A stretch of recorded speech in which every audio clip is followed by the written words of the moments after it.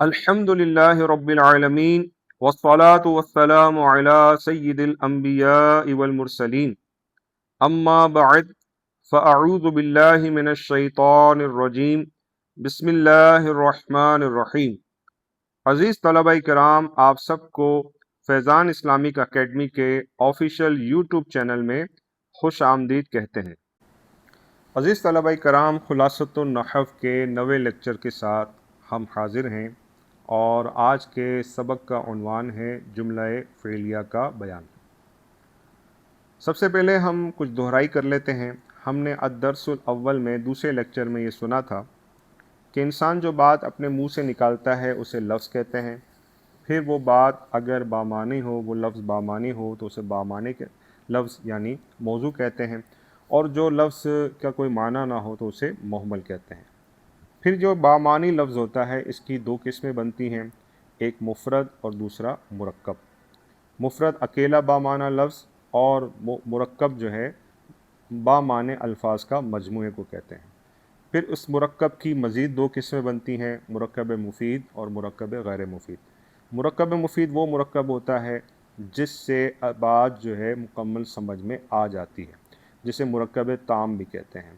اور مرکب غیر مفید وہ مرکب ہوتا ہے جس میں بات مکمل سمجھ میں نہ آئے، ادھوری بات ہو، اسے مرکب ناقص بھی کہا جاتا ہے۔ پھر اس مرکب ناقص کی ہم نے مزید اقسام کے بارے میں پڑھا، جس میں سے پہلی قسم تھی مرکب اضافی، دوسری قسم تھی مرکب توصیفی، تیسری قسم مرکب مزجی، اور چوتھی قسم مرکب بنائی۔ ان چاروں مرکب ناقص کی اقسام کو ہم پڑھ چکے۔ آج ہم مرکب مفید یعنی مرکب تعام، جسے جملہ بھی کہا جاتا ہے، اس کی اقسام سے متعلق سنیں گے۔ ابتدائی طور پر جملے کی دو قسمیں بنتی ہیں، جملہ خبریہ اور جملہ انشائیہ۔ جملہ خبریہ وہ جملہ ہوتا ہے جس میں بات کرنے والے کو سچا یا جھوٹا کہا جا سکتا ہو، اور جملہ انشائیہ وہ ہوتا ہے جس میں بات کرنے والے کو سچا یا جھوٹا نہ کہا جا سکے۔ پھر جس جملے کو سچا یا جھوٹا کہا جا سکتا ہے، جسے جملہ خبریہ کہتے ہیں، اس کی دو قسمیں ہوتی ہیں، ایک جملہ فعلیہ اور دوسری قسم جملہ اسمیہ۔ تو آج ہم جملہ فعلیہ کے بارے میں سماعت کریں گے۔ آئیے چلتے ہیں سبق کی طرف۔ الدرس الثامن، 8واں سبق، جملہ فعلیہ کا بیان۔ جس جملے کا پہلا جز فعل ہو اسے جملہ فعلیہ کہتے ہیں۔ جیسے مثال دیکھیے، قال اللہ۔ اب قال لفظ جو ہے یہ فعل ہے، اس جملے کی ابتدا فعل سے ہوئی ہے، لہٰذا یہ جملہ جو ہے جملہ فعلیہ ہے۔ اسی طریقے سے کتب صوم، کتب فعل ہے اور اس کی ابتدا فعل سے ہوئی جملے کی، لہٰذا یہ بھی جملہ فعلیہ ہے۔ اب آپ کہیں گے سر جملہ فعلیہ میں ابتدا فعل سے، تو ہمیں فعل کے بارے میں کیسے پتہ چلے گا؟ آپ دروس کو ریکال کیجئے، لیکچرز کو، آپ کو ہم نے اسم، فعل اور حرف کی علامات کے بارے میں پڑھا تھا۔ اس میں فعل کی ایک علامت یہ بھی تھی کہ وہ فعل ماضی ہو یا فعل مضارع ہو، جو گزرے ہوئے زمانے پر دلالت کرے یا جو حال یا مستقبل پر دلالت کرے، وہ بھی فعل کی قسم سے ہے یا فعل کی علامات میں سے۔ تو کالا معنی فرمانا یا کہنا، کسی کو کوئی بات کہنا یا فرمانا۔ اسی طرح کتبہ، اس کا معنی ہے فرض کیے گئے، تو یہ فرض کیا گیا، روزے فرض کیے گئے۔ قال اللہ، اللہ تبارک و تعالیٰ نے فرمایا، یہ معنی یہ اس بات کی طرف اشارہ کر رہے ہیں کہ یہ دونوں فعل جو ہیں یہ زمانہ ماضی میں ہوئے ہیں اور اس میں زمانہ پایا جا رہا ہے، لہٰذا یہ فعل ہیں، اور ان جملوں کی ابتدا فعل سے ہوئی، لہٰذا یہ جملہ فعلیہ کہلائیں گے۔ اب آئیے قواعد و فوائد کی طرف۔ نمبر 1، جس اسم، ظاہر یا ضمیر، کیونکہ اسم کی آپ نے یہ بھی قسم پڑھی تھی کہ ایک اس میں ظاہر ہوتا ہے اور ایک اس میں ضمیر ہوتا ہے۔ ضمیر ہم نے پڑھا تھا معرفہ کی اقسام میں سے کہ اس میں ضمیر بھی جو ہے یہ معرفہ ہوتی ہے۔ تو جس اس میں ظاہر یا ضمیر کی طرف فعل معروف کی اسناد ہو اسے فاعل کہتے ہیں، جیسے لمع البرق اور البرق لمع۔ اب اس کو سمجھنے سے پہلے آپ فعل معروف اور فعل مجہول کے بارے میں سماعت کر لیجیے۔ دیکھیے، ایک ہوتا ہے فعل یعنی کام، اور ایک ہوتا ہے فاعل یعنی اس کام کا کرنے والا، ٹھیک ہے۔ اب مثال کے طور پہ اگر ہم کہیں زید نے پانی پیا، ٹھیک ہے، زید نے پانی پیا۔ اب یہاں پر ایک پانی پینے والا جو عمل ہے وہ پایا جا رہا ہے، اور اس کا کرنے والا یعنی فاعل زید وہ بھی پایا جا رہا ہے۔ تو جس فعل کے اندر، جس جملے کے اندر فاعل کا پتہ ہو، اس فعل کو فعل معروف کہتے ہیں، ٹھیک ہے؟ یعنی زید نے پانی پیا یا زید نے بکر کو مارا، ٹھیک ہے؟ ضرب زید بکرن، تو اس جملے کے اندر فعل کے فاعل کا علم ہے، اسے فعل معروف کہتے ہیں۔ تو اب یہ کیا کہہ رہے ہیں کہ جس اسم ظاہر یا ضمیر کی طرف، فعل کی طرف فعل معروف کی اسناد ہو، اسے فاعل کہتے ہیں۔ اب مثال دیکھیے، لمع البرق، بجلی چمکی، ٹھیک ہے؟ اب یہ جو چمکنے کا عمل ہے یہ بجلی کی سے ہوا، بجلی چمکی، لہٰذا یہ فاعل فعل کے اندر موجود ہے، اس جملے کے اندر موجود ہے، تو یہ اس کی نسبت جو ہے فعل معروف کی نسبت اس برق کی طرف کی گئی، لہٰذا اس برق کو فاعل کہا جائے گا، ٹھیک ہے؟ اچھا، اسی طرح البرق لمع، اب یہاں پہ البرق پہلے آ گیا ہے، یہ جملہ اسمیہ بن گیا چونکہ اسم سے شروع ہو رہا ہے، اور لمع یہ فعل ہے، ٹھیک ہے؟ اب چونکہ یہ فعل ہے، اس کے بعد کوئی جو ہے اس میں ظاہر نہیں ہے، تو اب اس کا جو فاعل ہوگا وہ اس کی ضمیر بنے گی، اس کے اندر ایک ضمیر ہے ہوا جو کہ اس کا فاعل بن رہی ہے۔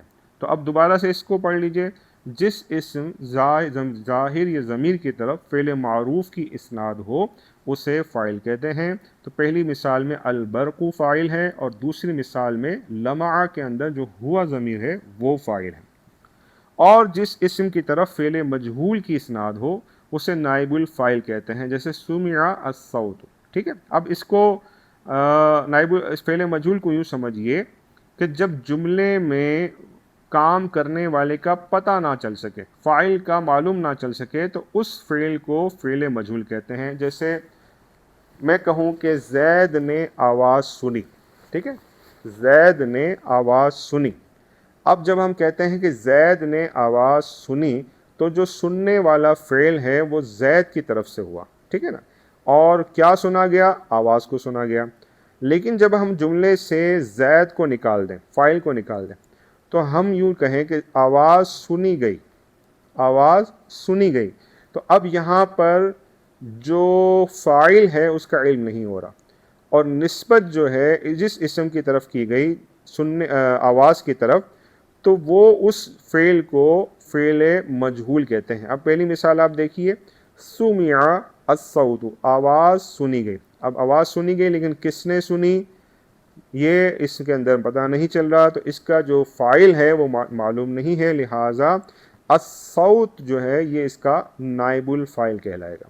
امید ہے آپ کو سمجھ میں آ گیا ہوگا۔ اسی طرح الصوت سمع، اب دیکھیں جو فعل ہے سمع، سنی گئی، ٹھیک ہے نا؟ اب اس کے بعد کوئی اسم ظاہر یا اسم ظاہر نہیں ہے، اس سے پہلے تو ہے لیکن اس کے بعد کوئی نہیں ہے، تو اب جب بعد میں کوئی اسم نہیں ہے تو لا محالہ اس کے اندر جو ضمیر ہے اس فعل کے اندر، سمع کے اندر ہوا، وہ اس کا نائب الفاعل بنے گی۔ اوپر والے مثالوں میں بھی ہوا ضمیر نائب الفاعل بنی تھی، اور ہوا ضمیر فاعل بنی تھی، اور اس والی مثال میں چونکہ یہ فعل مجہول ہے تو فعل مجہول کی نسبت جس اسم کی طرف ہوتی ہے اسے نائب الفاعل کہتے ہیں، اب چاہے وہ اسم ظاہر ہو چاہے وہ اسم ضمیر ہو، لہٰذا سمع میں جو ہوا ضمیر ہے وہ نائب الفاعل بنے گی، اور جس اسم کی طرف فعل مجہول کی اسناد ہو تو اسے نائب الفاعل کہتے ہیں، اور جس اسم کی طرف فعل معروف کی اسناد ہو اسے فاعل کہتے ہیں۔ امید ہے آپ یہ اچھی طرح سمجھ گئے ہوں گے۔ نمبر 2،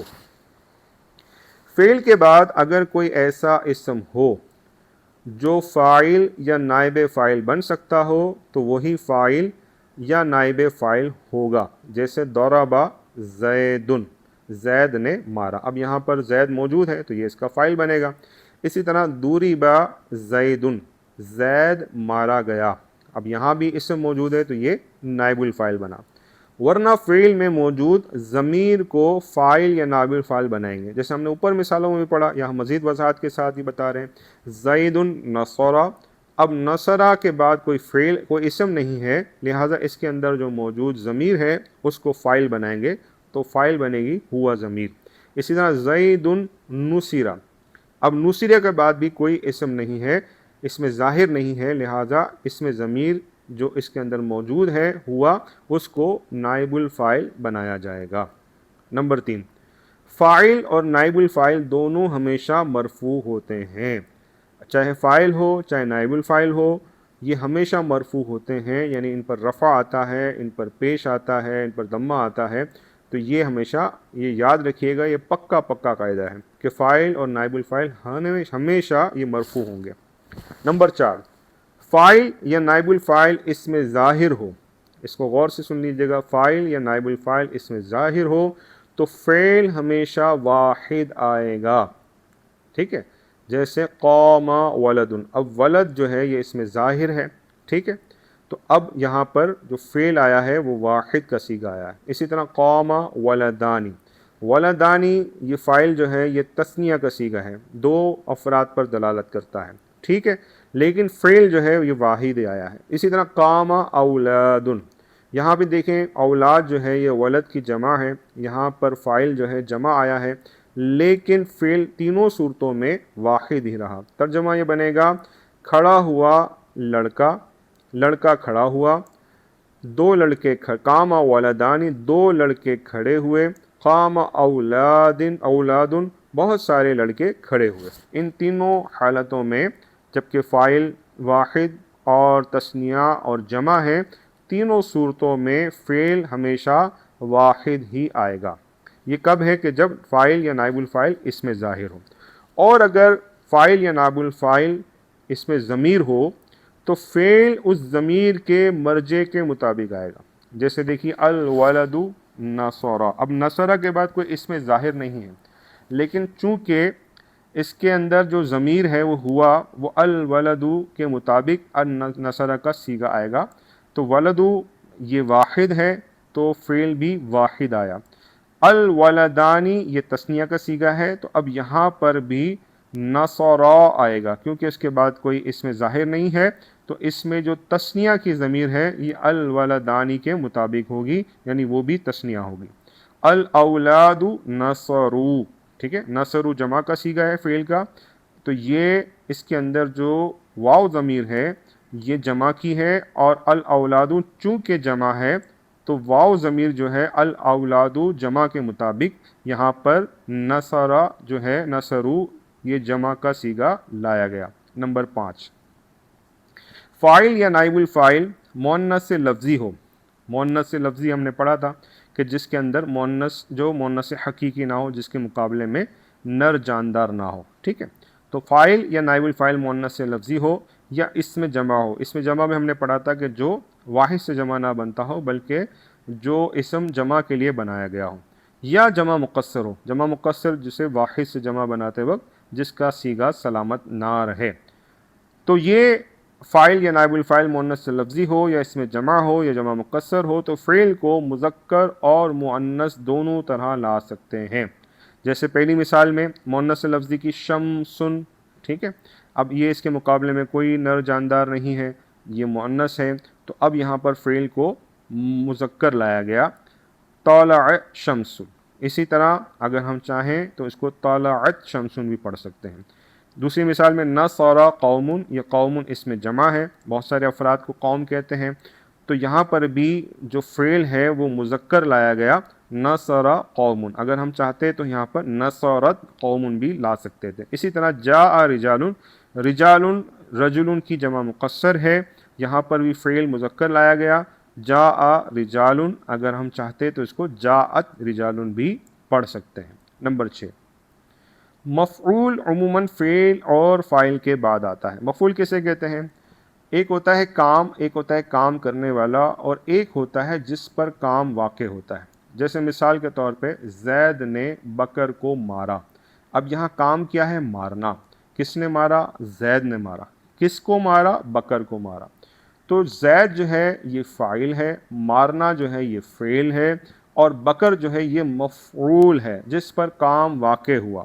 تو یہ جو مفعول ہوتا ہے یہ عموماً فعل اور فاعل کے بعد آتا ہے۔ اس کی مثال دیکھیے، اکل زید خبزا، زید نے خربوزہ کھایا۔ یہ خبزا جو ہے یہاں پر مفعول ہے اور یہ فاعل کے بعد آیا ہے، ٹھیک ہے؟ تو مفعول جو ہے ہمیشہ فعل اور فاعل کے بعد آتا ہے، اور کبھی ان سے پہلے بھی آ جاتا ہے۔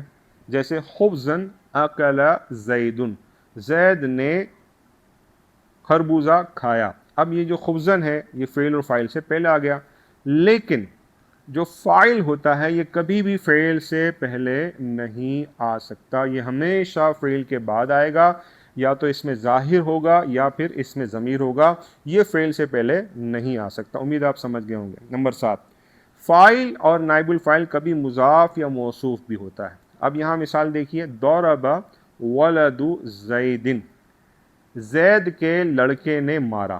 اب یہ جو مارنے کا عمل ہے نا، یہ زید کے لڑکے کا ہے، تو یہاں پہ جو ولد ہے یہ جو ہے یہ فاعل ہے، لیکن چونکہ یہ فاعل زیدن کی طرف مضاف ہو رہا ہے، اور آپ نے پڑھا تھا کہ مضاف پر الف لام اور تنوین نہیں آتی، اور آپ نے یہ بھی پڑھا کہ فاعل ہمیشہ مرفوع ہوتا ہے، تو آپ یہ دیکھیں یہاں پہ تنوین نہیں لگی، لیکن یہاں پہ رفع ہے ولدو پر، جو اس بات کی دلالت کر رہا ہے کہ یہ فاعل ہے، اور چونکہ یہ مضاف ہو رہا ہے زید کی طرف، لہٰذا اس پہ الف لام اور تنوین بھی نہیں ہے۔ تو فاعل اور نائب الفاعل کبھی مضاف یا موصوف بھی ہوتا ہے۔ اب آئیے چلتے ہیں تمرین کی طرف۔ تمرین نمبر 1، سوال نمبر 1، جملہ فعلیہ کسے کہتے ہیں؟ جس جملے کی ابتدا فعل سے ہو اسے جملہ فعلیہ کہتے ہیں۔ فاعل اور نائب الفاعل کسے کہتے ہیں اور ان کا اعراب کیا ہوتا ہے؟ جس فعل معروف کی نسبت، جس اسم کی نسبت فعل معروف کی طرف ہو اسے فاعل کہتے ہیں، اور جس اسم کی نسبت فعل مجہول کی طرف ہو اسے جو ہے نائب الفاعل کہتے ہیں۔ ان کا اعراب کیا ہوتا ہے؟ فاعل اور نائب الفاعل ہمیشہ مرفوع ہوتے ہیں۔ سوال نمبر 3، کن صورتوں میں فعل کو مذکر اور مؤنث دونوں طرح لا سکتے ہیں؟ تو اگر فاعل جو ہے یہ مؤنث سے لفظی ہو، یا اس میں جمع ہو، یا جمع مقصر ہو، ٹھیک ہے، ان تینوں صورتوں میں فعل کو مذکر اور مؤنث دونوں طرح لا سکتے ہیں۔ سوال نمبر 4، کیا فاعل اور مفعول فعل سے پہلے آ سکتے ہیں؟ تو جناب فاعل ہمیشہ فعل کے بعد آئے گا، البتہ مفعول جو ہے فعل اور فاعل سے پہلے آ سکتا ہے۔ تمرین نمبر 2، غلطی کی نشاندہی کیجیے۔ جس کی طرف فعل کی اسناد ہو اسے فاعل کہتے ہیں، جی نہیں، جس اسم کی طرف فعل معروف کی اسناد ہو اسے فاعل کہتے ہیں۔ نمبر 2، فاعل منصوب ہوتا ہے، جی نہیں، فاعل ہمیشہ مرفوع ہوتا ہے۔ نمبر 3، فاعل یا نائب الفاعل کبھی مرکب اضافی یا مرکب توصیفی بھی ہوتا ہے، جی نہیں، فاعل یا نائب الفاعل کبھی مضاف اور کبھی صرف موصوف بھی ہوتا ہے، ٹھیک ہے۔ تو مرکب اضافی پورا جو ہے یہ فاعل نہیں بنتا، یا مرکب توصیفی پورا جو ہے یہ فاعل یا نائب الفاعل نہیں بنتا، بلکہ مضاف اور موصوف جو ہوتا ہے یہ فاعل یا نائب الفاعل بنتا ہے۔ تمرین نمبر 3، الف درج ذیل جملوں میں فاعل اور نائب الفاعل الگ الگ کیجیے۔ اب آپ ترجمے پر غور کریں گے تو آپ کو اندازہ ہو جائے گا کہ کون سا فاعل ہے اور کون سا نائب الفاعل ہے۔ نمبر 1، قری القرآن، قرآن پڑھا گیا۔ اب پڑھنے والا عمل تو ہے اور جو پڑھا گیا وہ بھی ہے، لیکن جس نے پڑھا وہ موجود نہیں، تو یہ القرآن نائب الفاعل ہے۔ اللہ لا یظلم الناس، اللہ لوگوں پر ظلم نہیں کرتا، ٹھیک ہے نا۔ تو یہاں پر یظلم یہ فعل ہے، اور اس کے اندر جو ہوا ضمیر ہے یہ اللہ اس میں جلالت کی طرف لوٹ رہی ہے، تو یہاں پر بھی فاعل ضمیر موجود ہے، لہٰذا یہ بھی جو ہے فعل، یہ اس میں ہوا ضمیر یہ فاعل ہے۔ کتب الصیام، روزے فرض کیے گئے۔ اب یہاں پر بھی جو ہے الصیام جو ہے یہ نائب الفاعل ہے، کیونکہ اس کی نسبت جو ہے فعل مجہول کی طرف ہے، ٹھیک ہے نا۔ روزے فرض کیے گئے، کس نے فرض کیے یہ نہیں تذکرہ، لہٰذا روزے فرض کیے گئے، تو الصیام جو ہے یہ نائب الفاعل ہے۔ خلقت النار، آگ پیدا کی گئی۔ اب یہاں پر بھی جو النار ہے یہ نائب الفاعل ہے۔ الصدقۃ تدفع البلاء، صدقہ بلاؤں کو دور کرتا ہے، تو یہاں پر تدفع جو ہے یہ فعل ہے، اس میں ہیا ضمیر ہے، یہ اس کی فاعل ہے جو کہ صدقے کی طرف لوٹ رہی ہے، تو یہاں پر یہ تدفع جو ہے یہ فاعل جو فعل، اور اس میں ہیا ضمیر یہ اس کا فاعل۔ لعن عبد الدینار، عبد الدینار یہ ایک محاورہ ہے عرب میں، یعنی پیسوں، جیسے ہم اردو میں کہتے ہیں پیسوں کا پجاری، پیسوں کا بندہ، دینار کا بندہ، تو جو پیسوں کا پجاری ہے یا جو دینار کا بندہ ہے اس پر لعنت کی گئی، ٹھیک ہے۔ تو لعنت کی گئی یہ بتا رہا ہے کہ یہ فعل جو ہے یہ مجہول ہے اور جو ہے اس میں فاعل موجود نہیں، تو عبد الدینار جو ہے، عبدو جو ہے یہ اس کے اندر نائب الفاعل ہے۔ لا یغل مؤمن، مومن دھوکہ نہیں دیتا، یغل فعل ہے اور مومن اس کا فاعل ہے۔ با، درج ذیل جملوں میں غلطی کی نشاندہی فرمائیے۔